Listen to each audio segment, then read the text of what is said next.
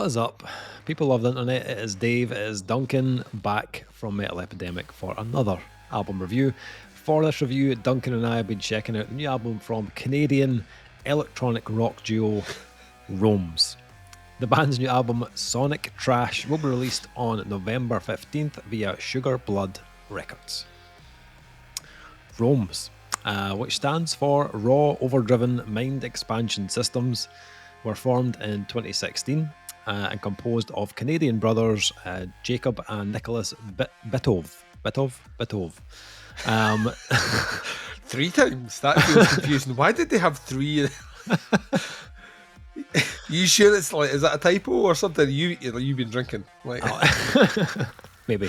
The pair have spent years honing their chops and take full artistic control over everything they do, from their music production, mixing, mastering and artwork to merch design and video direction. This independence allows the duo to remain sharply focused on their vision, a project that pushes boundaries until something new breaks through the noise. Before they were out of elementary school, the two brothers were recording demos on an 8-track mixer in their parents' basement, experimenting with different production techniques using the limited technology available to them. Now, with an arsenal of synths, guitars and pedals, Rythmes bridge glitched out analogue sounds with blistering modern production. This hybrid approach where synths and traditional rock instruments not only coexist, but feed off each other, has led them to collaborate with and work on projects for Call of Duty and Moog, among many others. In a world where everything is over-curated and polished to perfection, the raw and unfiltered energy Rythmes bring to their music through unconventional means is a breath of fresh air. Embracing distortion and grit, the brothers intentionally keep their production rough around the edges. Wired for late nights and sweaty clubs, Rythmes' sound bridges the divide between human emotion and analog imperfections. With one foot drenched in nostalgia and the other planted firmly in the future, Sonic Trash will never die. Sonic Trash was performed, written, produced, mixed and mastered by Rythmes. So, Duncan, you flagged this one up, ran up the poll. How did this come on your radar? Where did this come from? I've already explained something very similar to this. This Instagram. Oh, is this another Instagram one? Instagram, okay. By the way, is like Instagram has somehow the algorithm which shows me things I don't want to see somehow knows the music I want to listen to. Is bizarre. I think this might have been the Dissolver single. Right. There was a clip of it, and as I was listening to it, the first thing that was in the back of my head, it was like, this sounds like a danced steroid version of Nine Inch Nails. We then were recording mere days after it, and in between one of the recordings I said to you, I think I had to go away for something. I was like, I'm going to leave this with you, listen to this and tell me at the end of it if one, this track doesn't fuck, and two, could we maybe review this? I disappeared for 5 minutes, let the dogs out, came back, and I sat down and you were like, and then within 24 hours the Dave Fairy sprung around, and before I knew, you were like that. I've got a lead on this one. We'll see how to do. And lo and behold, ladies and gents, here we are. Going a little bit off piste, but not that far off. Like actually, I've always said that there's a reason that a lot of metalheads got into rave music. There's a reason a lot of people that came from a rave background, rave and dance music, like myself, like in the very early 90s, like gravitate towards heavy music, because you wanted something that one made you feel, but two had fucking energy running through it. And I always recall the first time I heard, I think it was Blind by Korn. The first time I heard it, I was like, that's the vibe. Like, that's the Are You Ready is the feeling that you get before you like slam in the fucking rave. Yeah. So there's always been crossover there. I would say that Rythmes is stretching it for us. Yeah. I don't think even when we talk about bands like Ghost or Perturbator or even Carpenter Brute, the synthwave thing, it's still very rooted in a particular sound. Yeah. This is much more leaning into the electronica and dance world, but as that press statement said it there's a rawness about it, certainly in the guitar work and some of the vocals as well, that drag it comfortably across the line of interest, and thus our sights are set upon it. So yeah, that's how it ended up on my radar. Okay. So, I mean, even like once we got the album in, I had a little look online to like see if I could find out more about the band. There's very kind of little about this band. literally online. never. I thought they were French, so like you've literally blown my mind by. I mean, they might be French Canadian from that surname that you can't pronounce, and I'm not going to try and. But like, I had assumed French from the sound, and one of the reasons behind that is one of the bands I would liken them most to, which is Justice. There's a huge Justice vibe going through this band. I just assumed French, so that's why I've not heard of them, because they're French.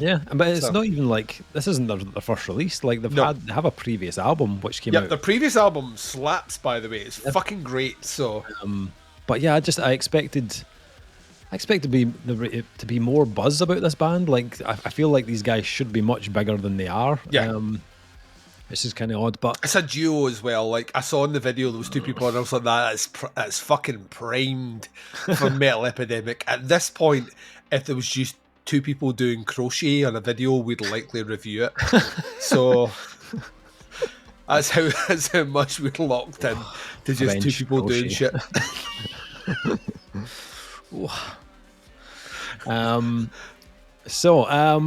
I imagine you were absolutely in your element listening to this. I mean, I'm a fucking lane. This is my lane. You know what, Dave? This is my time to shine. Okay. You're like, in the 90s, I was listening to hardcore music, and this just evokes this really obscure hardcore band that no cunt's heard of before, except 3 people on the internet. This is my lane, and this is. I'm just gonna put my cards on the table here. This is fucking awesome, right? Like front to back, this just delivers, and it delivers. Like I'm gonna say, like if you understand how this music is created, this is not easy, right? Some people will like fucking idiots out there will be like that. Oh, well, it's just like a boom, boom, put like a thumping drum beat over, and you just like hold a button and it arpeggiates, and someone does a weird like occasionally say, and that's a song. No. Like the craft on here is fucking ridiculous, right? There's like any one track, there is so much going on. That's why I love Justice. I'm not a huge proponent of Justice. The reason I'm a huge proponent of Justice is because like I listen to their stuff and I hear all the samples they're doing and the way they mix it in, and then in no way you get a funk bass and you're like, how did that happen? And it just blows my mind how they can do that and craft it in a song and then release it, and then it just all works. Rums is like that. Like from the opening beat of Sonic Trash, like the title track, like right through the album until you get to the goodbye, which is the final track. This weaves an energy and a pulse which never fucking lets up. This album doesn't give you room to breathe. This is like every way we can squeeze things in. Another thing they do, before I even get to talk about the tracks, another thing they do is all the tracks, certainly on the version we have, all the tracks are in caps, right? Apart from certain tracks that are in lowercase. And those lowercase tracks tend to be a departure from the sounds you've heard around, almost like they're chapters leading in through. Now, I don't know if that's deliberate. Maybe a typo from the record label. But these guys are all over this, so I get the feeling that maybe not a typo. Maybe I'm not looking too much into it. But the flow of where they're positioned on the album is great. It's like every 4 or 5 songs towards the end there is a track in lowercase which features, it's more prominent with samples, different styles being looped in before you're slammed with a beat again. Notwithstanding that, you've given me details I didn't know. I didn't read the press statement. These guys are behind the production of this. Production of this is fucking awesome. It's fucking huge, man. I get what you're saying. I listen to this and I'm like, 6 albums deep, playing massive places. Everyone raved at their tits. Glow sticks everywhere. You know what I mean? Like Eckies pattering like Smarties. Like I literally get that feeling of huge, right? So if people aren't talking about them, Well, we'll see if we can maybe.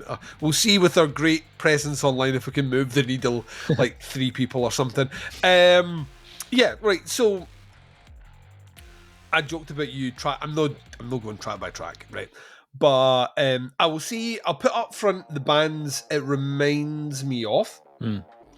I will then pick a couple of like standout things for me that I think the band do really well, and then I'm going to talk about overall just like the flourishes, the touches, the details, and all the rest that made me love this album. Right. So the first thing is I mentioned Justice. I think that's one we have to mention. Does it offend you? Yeah. I'm mentioning them as well. 9 Inch Nails.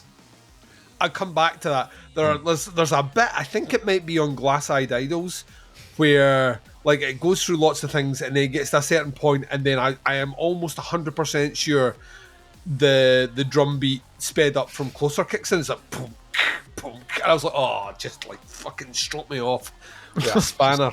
Don't know why I said a spanner. It's the first thing I could think of, which is weirdly shaped.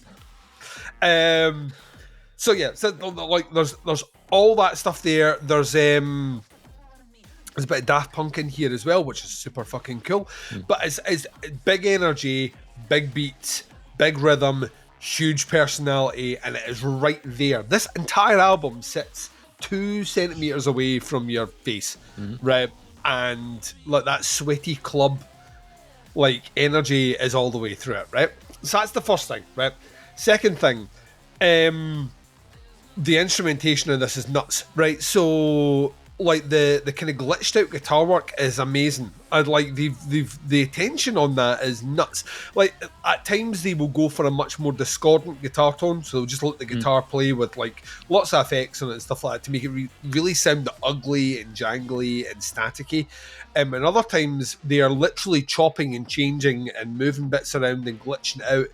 And it works in such a way that on the first listen of this, a lot of what I thought was synths are actually guitar, which once again moves them into safely over the line of we can review this. Guitars, Dave.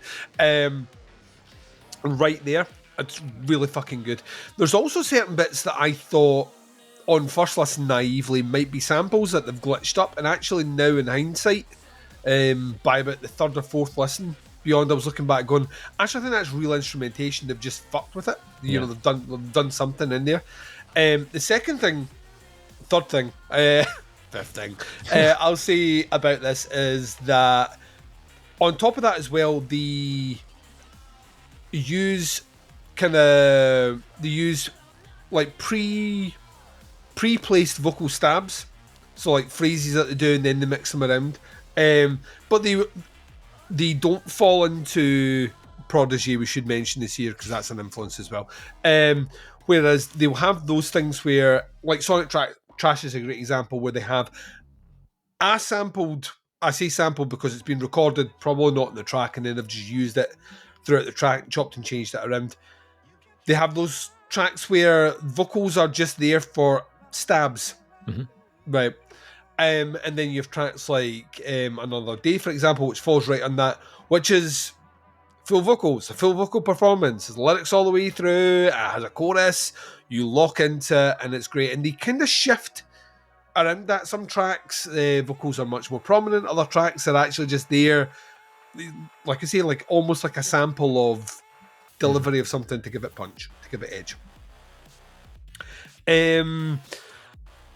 So you have that aspect as well. So like the way they switch them up makes the album not feel monosyllabic. So you're never in any position where you're like that, right, I get their sound and it does that. No, actually the album will happily say, we're going to forgo this now and we're going to go that way. Same way with the guitars.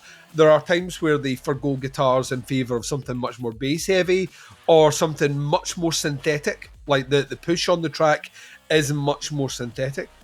The other thing I'll say is, on top of that, is it is riddled with catchy choruses.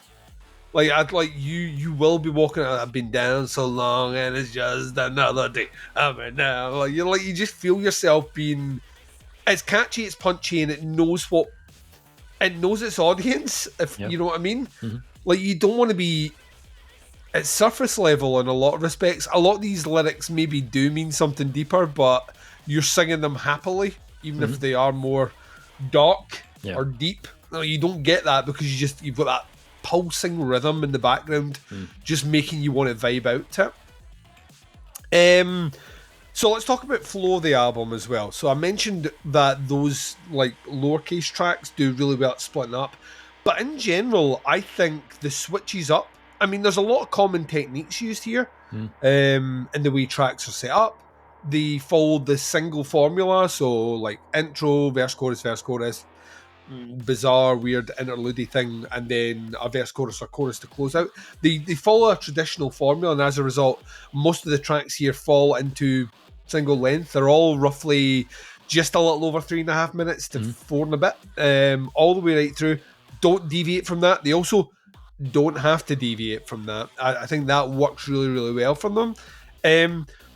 What I was concerned about, even on the first listen by the halfway mark, is like, well, how do you keep this going? The energy is like, it's so on point.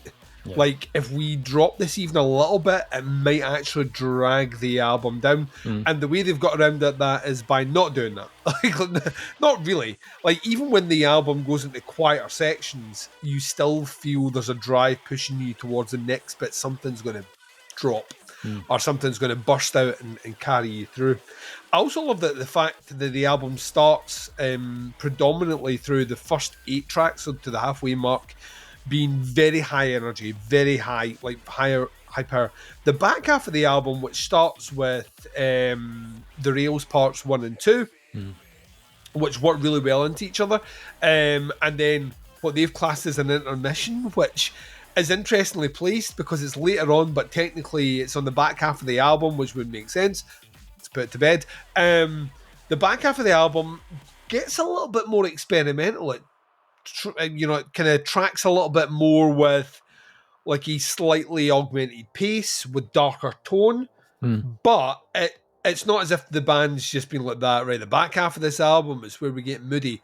Not at all, actually. It still weaves through like that intense kind of the dance beats, the energy, and the vibe.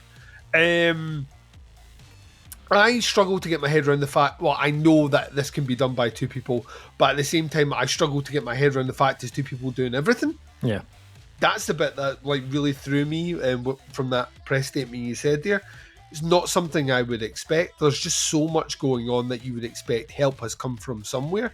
The fact that you're then saying that they're really responsible for everything, which we like to call on this show the null approach, where you just do everything. It's cool, and it makes me love them even more because I think they're on our radar purely because they've paid Instagram to do ads, and I've clocked it and been like, this is great. And I imagine if more eyes got into it, hopefully it'll push things forward. Yeah, man, honestly, I've listened to this like a stupid amount, a silly amount of times, and I kind of love it. Like all those techniques that I talked about, where they reminded me of some of the dancier elements of Nine Inch Nails, or some of the older school version of glitch stuff that bands like Justice were doing, or the kind of grandeur and massive synth stuff that a Daft Punk were doing, especially with sampled Sims, and that. Ultimately, the heart and the pounding energy of the Prodigy all brought together. This fucks, dude. Like, honestly, this is like so fucking good, and it just sounds like these guys have been doing it forever, and and it sounds like they probably have. But like this is where for all the internet's problems, and there are a lot of them, this is where it gets it right. You know what I mean? Where something like this can just be like, where the algorithm says, we know what you watch, we know what you do. How about this? And I listened to it and I'm like, yes, this is right. I literally have no complaints about this album. I think this is front to back an absolute stone cold banger. So I wonder what else going on. I'm less curious about that and more curious about you, because like the track I gave you did have Nine Inch Nails vibes. You've recently come out the closet as a somewhat skeptical, but now slightly believing in Nine Inch Nails fan. And in the time that we spoke about the tracks and you're kind of getting back into Nine Inch Nails, maybe appreciating it a little bit more, we have both listened to the soundtrack for the new Tron movie. Yeah. Which is heavily instrumental and heavy synths by Nine Inch Nails. And can't help but feel that off the conversation where you were saying, I dug it, I was getting into it, that you jump into something like this and the journey just continues. So Dave, how the fuck did you get on with Roams?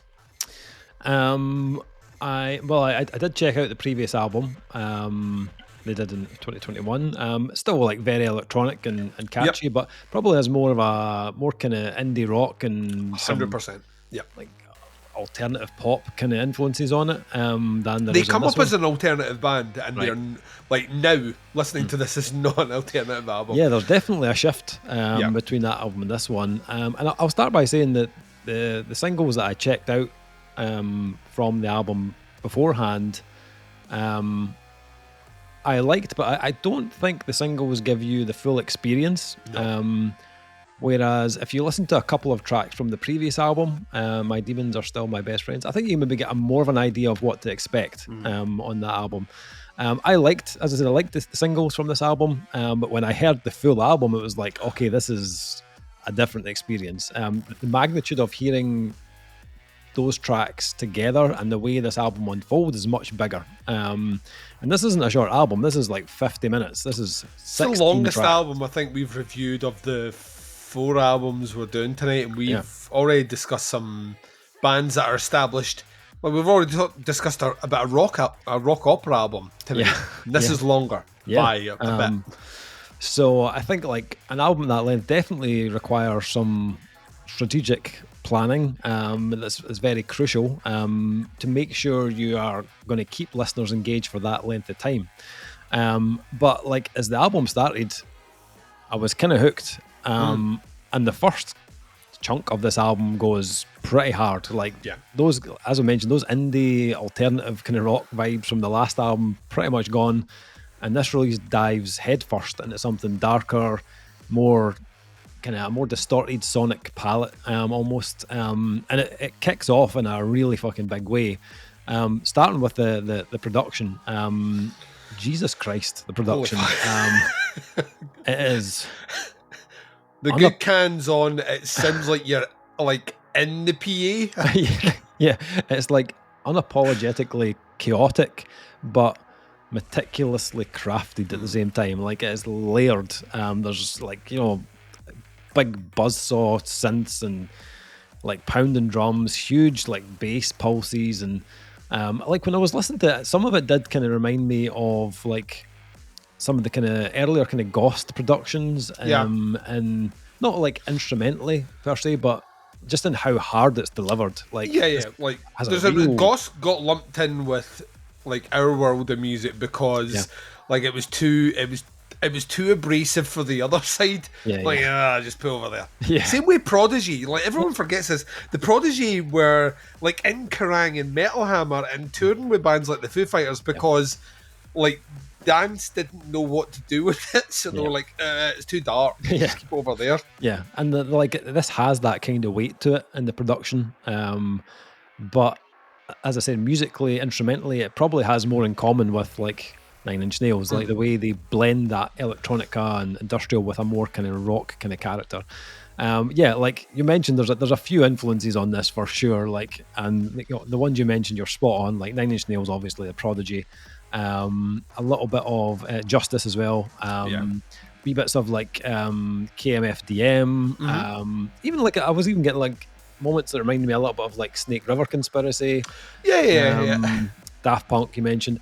The other one that came to mind is a band I've not listened to for years, but and it was especially when track 8 came in, The Dread I think it was called, very much reminded me of Le Rhythm Digital. I still listen to them, by the way. Who put up like a couple of killer albums in the 90s. Heavily. Hey, what's it sound? Heavily electronic, also very French. This is what I'm saying. I thought they were French, Dave. What I'm saying is I thought they were French. Can you see why I thought they were French. Yeah, for sure. And yeah, there's a little bit. I think there was a track called Vapor towards then. There's a little bit of Ghost in it as well. Like it was kind of teetering on that kind of dark wave kind of type sound as well. Yeah, so a lot of influences, and it may sound like, oh, that's going to be a lot, but they somehow manage to like hint at those artists, but also do their own thing at the same time. I didn't feel like at any point it was like, oh, this is an imitation of those other bands. They have their own personality on this, which comes across in a very bold way. I kind of dug how much risk they were taking as a band. Like there's so many styles here, and again, it could have been like across 16 tracks. That could have been quite a chaotic kind of messy sound, but they make it work. Like the choices they make on when to kind of pivot on the album are really spot on. It never feels like they've jumped too far. They plant kind of small seeds early on as well, so like when they do take a leap into something more daring, it doesn't feel like too fragmented. I've been listening to a lot of kind of old soul this week as well, just weirdly, but and when I got like the acid kicked in, I was like, my eyes kind of lit up instantly. I was like, oh, wait a minute. The samples in there, like we've been listening to a lot of Via Nova recently as well, and I'm like, it's all coming full circle. Yeah. So I was really happy to hear that. But not only they blend a bit of that kind of old soul sound on that track. I was glad to hear they didn't abandon it. Just after that, it's like a one-off. They come back to it later on the track and the album as well. But even like the transition of that from that kind of like 60s kind of soul kind of sound into something with like break beats and funky bass it's a seamless transition. Like the way they blend it is excellent. That groove that kicks in on the acid is like, it's something from like a post 2000s Prodigy album, and it completely works. The album was kind of loaded with parts like that, great build-ups and great drops, and a lot of it, like when I was listening to it, it feels like, like when you watch those videos on social media of like DJs doing a live set, and they slowly build up the intensity of the track with the crowd. Just a very simple kind of sound and build up, and then there's this like huge drop in the track and the bass and the drums kicking.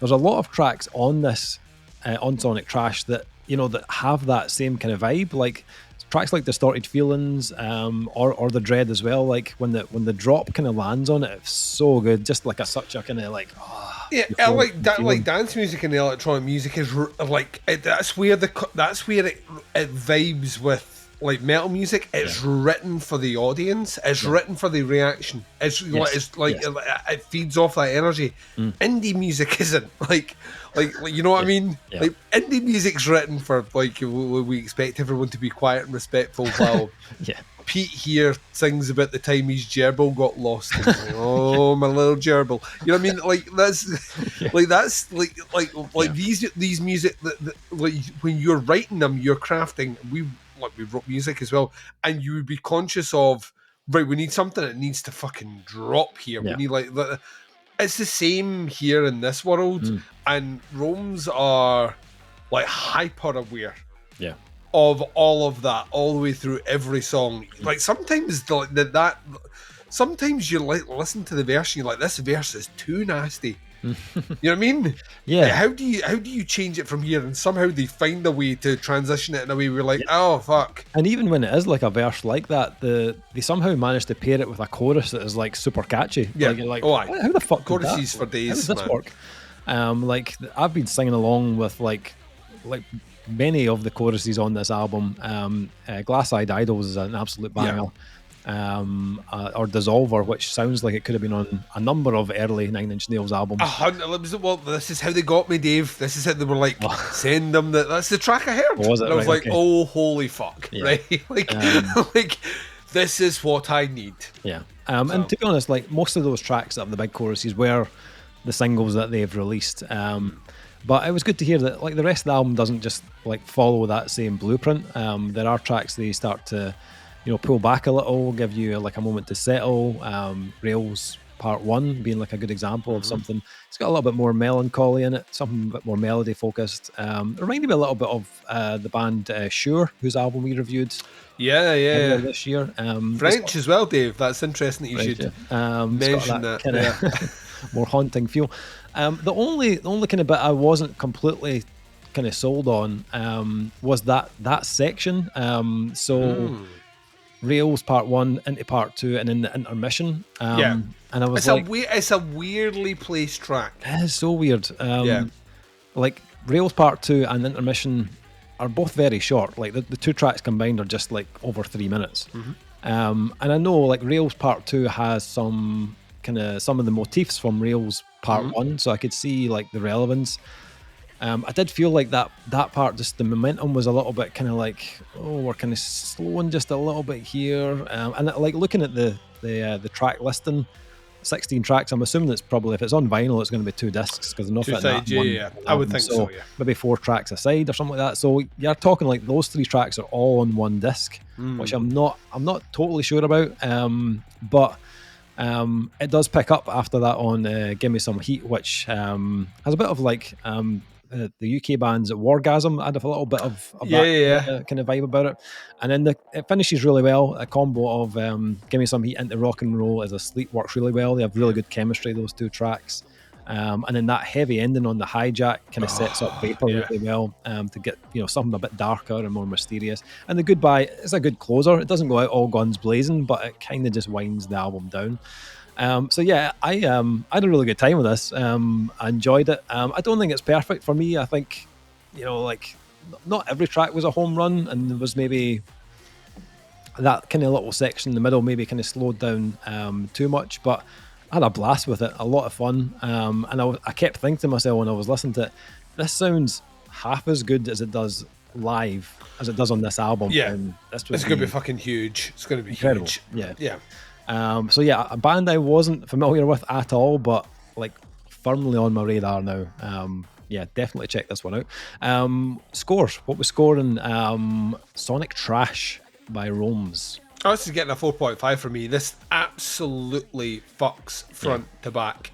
Like I said before, intermission, weird placement. I don't know if I would have it there. Is followed up with Give Me Some Heat, which is just... It's just like being punched with a bass drum. You know what I mean? It's ridiculous. Yeah, these guys are kind of fucking amazing. And now, not only on the radar, I kind of just what I'm going to put out there to them. If you like Canada, yes, depending on where you are, it's maybe 6-7 hours maybe behind where we are. But we will accommodate an interview. I would love to speak to these guys about the creative process. I think this is awesome, and I hope, fingers crossed, this gets some traction. Yeah, for sure. The work on this deserves ears, eyes, and everything else. All other body parts. So yeah, 4.5 from me. Yeah, I'm absolutely the same. 4.5 from me as well. All night, man, honestly. Yeah, we are twinning. Yep. So check this out. Rome's and Sonic Trash out on November 14th on Sugar Blood Records. Check out the links to the band, the pre-order, one of the singles, have a listen, see what you think. Yeah, let us know what you think once you've checked it out. Happy to hear your thoughts and opinions on it. That is a review. Thanks for checking out. We'll be back with another review very soon, but until then, take care. Catch you on the next one. Bye, everyone. Don't